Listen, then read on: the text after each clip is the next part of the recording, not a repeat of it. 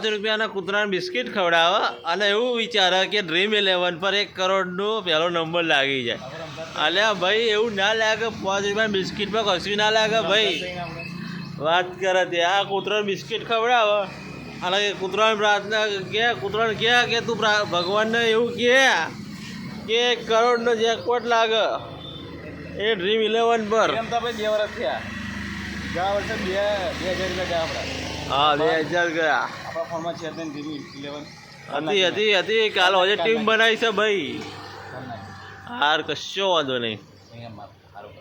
લર લાગી જાય. શું વાત છે. ડ્રીમ 11 ના રમાય ભાઈ. બધા કહે ને આવો રમી સર્કલ પે પણ ડ્રીમ 11 નહીં રમવાનું.